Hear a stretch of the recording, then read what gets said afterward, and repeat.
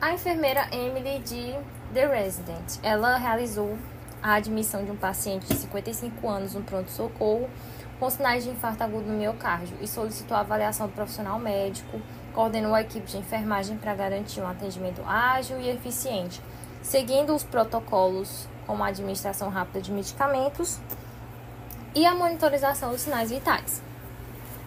Diante da gravidade desse caso, ela decidiu agilizar a remoção do paciente para a unidade de hemodinâmica, comunicando-se pelo ramal, a fim de garantir que o atendimento especializado ocorresse no menor tempo possível.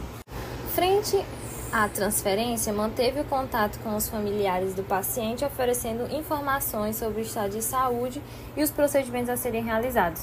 Seu acolhimento ajudou a reduzir a ansiedade da família. Então, assim, essa Emily de The Resident, assim como a personagem, eu fiz questão de trazer um caso em que ela fizesse um exercício incrível das competências gerenciais.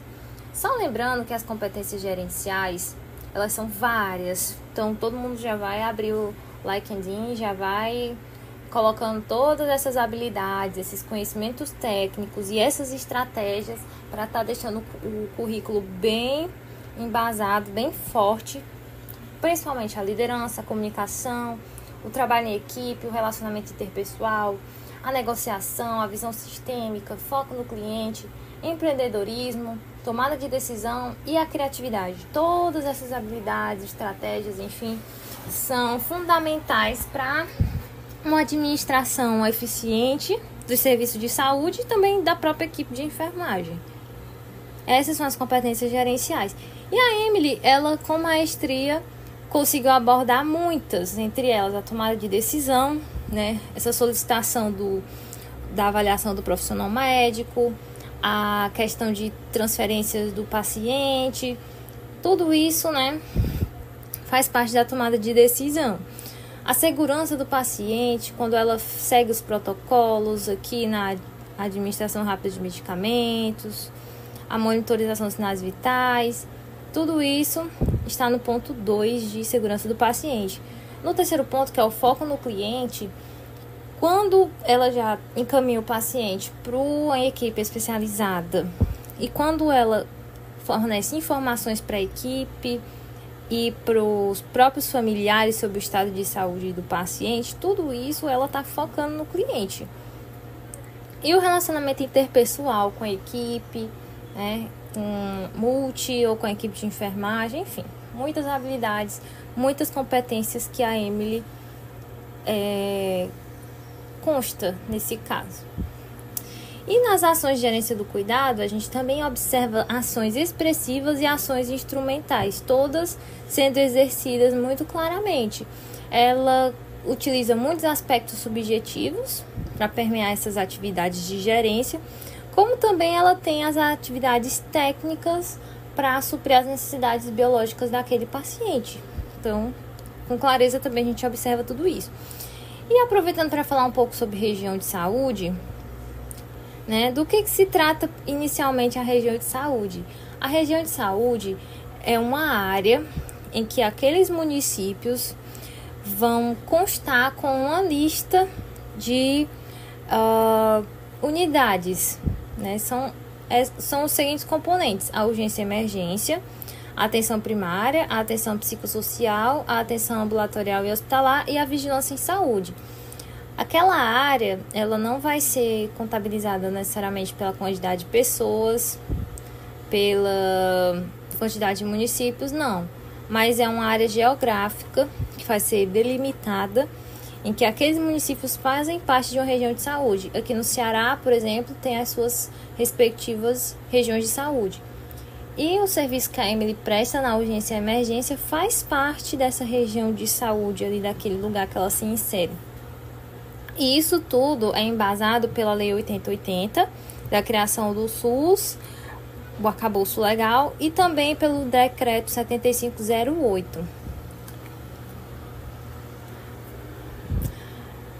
A enfermeira Joy. A enfermeira Joy, ela é enfermeira de uma UBS, percebeu que uma técnica em enfermagem estava desmotivada devido à distribuição desbalanceada dos técnicos entre os setores. A maioria dos profissionais possuía preferência por atuar na sala de vacina, E, em contrapartida, a técnica em questão era alocada, dividindo suas funções ao mesmo tempo, na sala de curativos, no acolhimento e na sala de procedimentos. Então, esse primeiro parágrafo é embasando o contexto em que ela se insere. E a problemática. A enfermeira Joy, ela organizou, então, reuniões extraoficiais com cada técnico para entender as preocupações deles, as afinidades com os setores, porque, venhamos ou convenhamos, sempre tem alguém que gosta mais de ficar no lugar do que do outro. Mas isso não é licença, né? Licença poética, digamos assim, para a pessoa deixar o colega sobrecarregado. Então, ela começou a negociar com esses profissionais, propondo um rodízio entre as equipes da Estratégia de Saúde da Família. A partir disso, ela apresentou essa sugestão à diretora da unidade, que na atenção primária a gente tem a DNI, e essas sugestões elas foram acolhidas e aprovadas. Então, essa coordenadora, ela organizou a equipe, oficializou essa grade de rodízio num papel, distribuiu para todo mundo e fixou em vários pontos do lugar para que fosse seguido. Então, né, fazendo essa análise, a enfermeira Joy, ela teve uma postura fantástica como líder e não como gestora. Por quê? Ela motivou a equipe, ela incentivou uma comunicação mais aberta para poder ajudar na solução dessa problemática que estava trazendo prejuízos não só para os pacientes, né, mas também para o próprio bem-estar do quadro dos profissionais, porque ainda não era justo o cenário que a gente observava no início do caso. Então, fazendo toda aquela diferença, né, entre gestor e líder, se a gente for lembrar, por exemplo, do enfermeiro da noite, ele contabiliza valor, ele administra, mantém o que os protocolos que são seguidos, né, a rotina que é seguida, aquilo. O foco dele é nos sistemas, busca controle, controla riscos, coordena esforço e busca a estabilidade do sistema. Ele trabalha de modo que aconteça um trabalho no sistema. Já a enfermeira Joy, ela trabalha para o sistema. Ela cria valor, motiva, desenvolve. O foco dela são as pessoas. No caso, os profissionais da equipe de enfermagem. Ela vai buscar confiança, vai assumir os riscos de uma medida, né, no caso que ela criou, inspira realização e busca uma mudança realmente, que foi o que aconteceu, né? Indo agora para a nossa última enfermeira, a enfermeira Rachid. Ela atua no Brasil em 1889 durante o surto de febre amarela em uma região rural.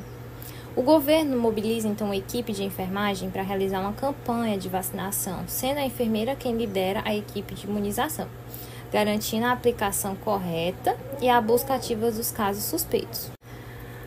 A campanha atinge 80% da população local, contribuindo para a redução dos casos e prevenindo a propagação da doença. Então, a nossa querida enfermeira Rachid, ela tem aqui...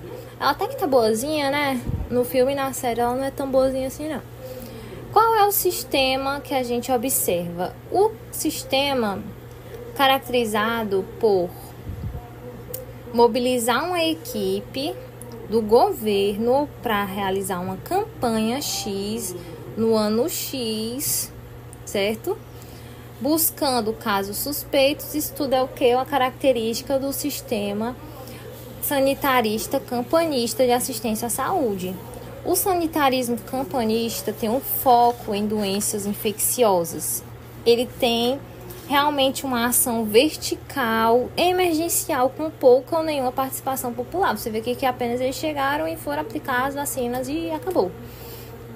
Tem uma falta de continuidade, porque foi só no ano 1889, durante o surto da febre amarela, na região tal, ok? E tudo isso, né, ocorrendo com intervenção sobre os espaços urbanos de cunho estatal. A gente lembra muito da revolta da vacina, por exemplo. É uma forma boa de fixar esse conteúdo. Pensar na revolta da vacina, que a gente sempre estuda no colégio até os dias de hoje, ok? E se a gente for falar sobre princípios do SUS? No caso, o sanitarismo campanista, ele exclui o princípio da participação popular, que são o exercício da iniciativa de permitir que a população brasileira participe da criação de novas estratégias, enfim, a consulta popular para o funcionamento do sistema. Isso acontece por meio dos conselhos de saúde, pelas conferências de saúde, e tudo isso é fundamentado pela Lei 8142, que junto com a Lei 8080 tem que ser tipo assim, livro de cabeceira de quem é concurseiro e de quem vai fazer residência. Tem que saber de cor essas duas leis e o que cada uma delas fala sobre o SUS.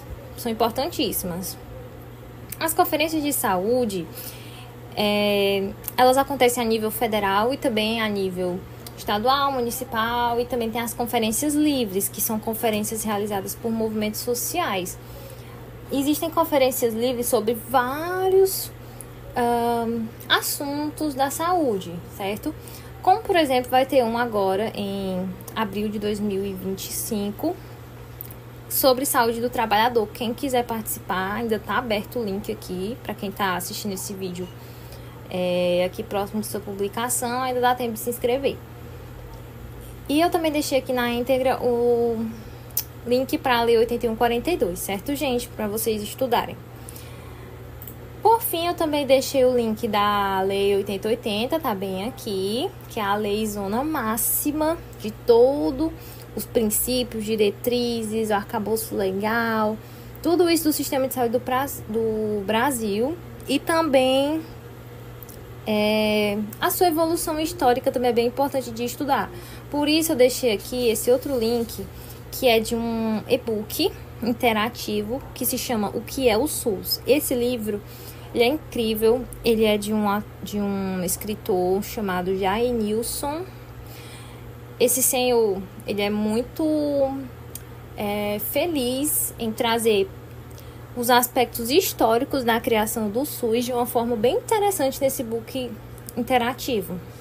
Tem vídeo, tem infográfico, tem imagem, tem link para manual.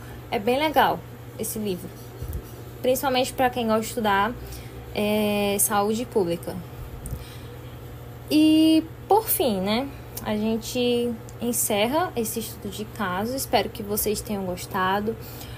Realmente, assim, um resumo bem enxuto do conteúdo, para servir assim como um temperozinho, uma provocação, né, para, a partir dos estudos de caso, a gente fugir daquela metodologia usual de ficar fragmentando o conteúdo. Isso empobrece o nosso processo de aprendizado. Então, o estudo de caso, ele vem exatamente para gerar uma ponte entre os dois conteúdos, ao passo que a gente tenta enxergar as coisas em cada situação, né? Os princípios do SUS, as competências gerenciais, os instrumentos gerenciais, enfim. Espero que vocês tenham gostado. Qualquer dúvida podem deixar nos comentários ou podem entrar em contato comigo pelo WhatsApp ou pelo e-mail. E bons estudos!